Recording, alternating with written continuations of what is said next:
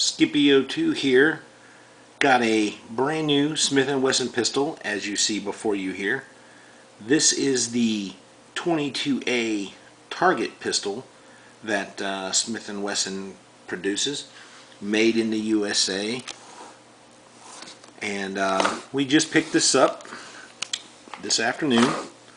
Not exactly sure where or what is destined for it, but I'll be looking forward to getting it out on the range probably this weekend, and we'll do a follow-up afterwards. But for right now, we're just going to do an unboxing of sorts, show you what comes in the box when you purchase yourself one.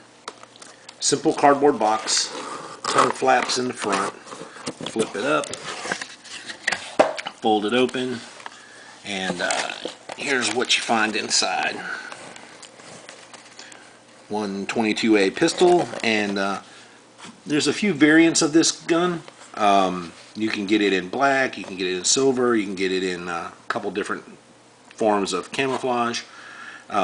This one, as you can see, is the all black model. Oddly enough, the all black model costs more than the silver finished ones, but such as it is. But you know, it's a couple $100, pushing the $300 envelope, and supposedly very accurate, and that remains to be seen. But people rant and rave about the comfort of it, the ergonomics of it, and so forth, and that I can testify to. It's very comfy in the hand, and we'll get to that in just a moment. But here's what you get in the box. Like you see, no actual hard case, just a cardboard box, a little blue bag that the pistol was in before I fondled it at the shop, and then all the ancillary stuff is in here. And you know, that'll be your locks and paperwork and everything. Let's just dig into it and pull it all out. So we've got the test mark shell, spare part detail number 33, recoil spacer, refer to page 20 in your safety instruction manual. So I have no idea what that is or is about. We'll look into that later. Your obligatory made in China cable lock. Your barrel flag indicate that you are open and clear. Spare magazine. This pistol does come with 2 magazines, and I think one is 10 round and one is 12 round. I'm looking at it and it doesn't say on it, and obviously I haven't loaded or anything yet, but we'll find out. We'll find out. The safety and instruction manual for the 22A and 22S Sport Series target pistols. Registration card, so forth and so forth. Alright, set all that to the side. I'll just use this as my backdrop. How's that for y'all? Slides locked open. Breech is clear. We'll go ahead and pull the mag. You can see the top of the mag there is clear as well, but let me show you this. This right here, that's the mag release. That's kind of different. So with your shooting hand, you would take your middle finger there and just push, and it should shoot right out. Yep, there it goes. This is the second mag. Like I said, I think one's a 10 and one's a 12. Could be wrong about that. But here it is, 22A-1, Smith&Wesson, Holton, Maine, USA.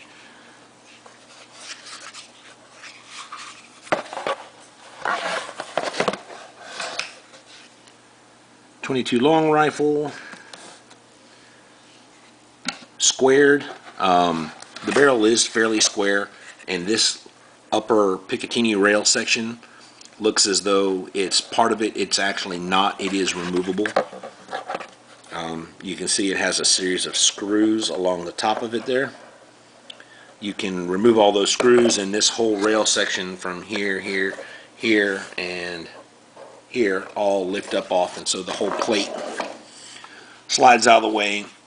Streamline it, take a little more weight out of it, but in doing so you would lose the sights that are on it You have a windage and elevation adjustable rear target sight, straight notched as you can see there, and the front sight is a simple blade. No fancy fiber optics or even highlight paint marks, none of that. Just a straight black on black simple sights. This pistol works similar to a lot of the other similar from different manufacturer target pistols. The rear half simply cocks and locks. Single non-ambidextrous safety right here. That's a real heavy detent on that. This is of course the slide catch, slide lock. So when you get to your last shot, or if you're just wanting to lock the slide open, you would lift that up, or at your last round it would lock back. Then you could just swap your mag through this fancy little button right there in the middle of the grip. Not sure how that's going to go. It's kind of neat. I've never seen anything else with a mag release there. If somebody else does that, let me know, because I'm not aware of it. And you know, you drop that and down it goes. Fire down, safety up. Moving right along. This here is the takedown button. Ultra heavy and so forth, but that's kind of cool. You don't have any spinner knobs or screws to get lost or misplaced or stripped or anything like that. You simply clear and make the gun ready for teardown, and then you depress this button and poof, she comes apart. And basically when she comes apart, really all you're doing is removing the trigger and grip assembly off of the upper section, and then of course you would have all the action and everything in the rear to disassemble. The grips on this are a tactile rubber. This is the center section here is a hard plastic with the Smith&Wesson logo in it, as you can see, and then you've got 2 screws in it over here, 2 screws in it over here, but the rest of it all the way down the rear of the grip and the front and the sides and of course along the top is a tacky rubber, and up under the beaver tail as well is a real tacky rubber. Has good feel, good finish for either hand. The thumb perch is in a pretty good spot. I like the feel of that. There's a fair amount of weight to this pistol. It's got a fair amount of girth. The bore, as you can see, is crowned at the front and recessed, so I'm guessing this is probably a 2-piece barrel, and that the actual bullet that the barrel, or the actual barrel that the bullet travels through, is pressed into this outer section or whatever. I know Smith&Wesson did that on one of their other pistols as well. Something I'm curious about, I'll sit that down there so you can look at it for a second, is I'm curious what the pull weight on that trigger is from the factory. So I've got my new trusty Lyman digital trigger gauge, as you may have seen in one of my other videos, and if you haven't, by all means go check that out. Now we have verified that the pistol's clear. This mag is empty. It won't fire without a mag in it. So let's see what the trigger says.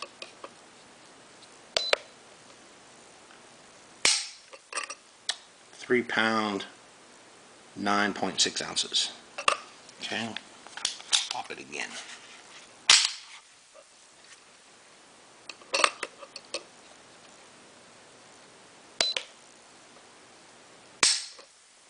£3 pound, 11.2 ounces.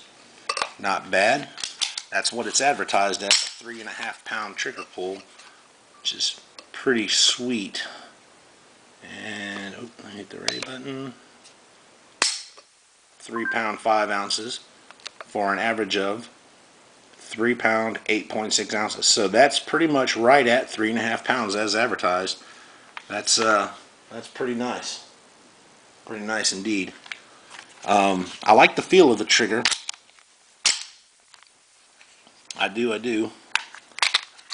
Still not sure how this mag release is going to go, but the trigger is very short, very smooth, clean. I like that. I think we'll probably end up putting a red dot on this, taking it out to the range this weekend, and see what we end up with. Stay tuned for after action report. Scipio 2, quick unboxing of the Smith&Wesson 22A.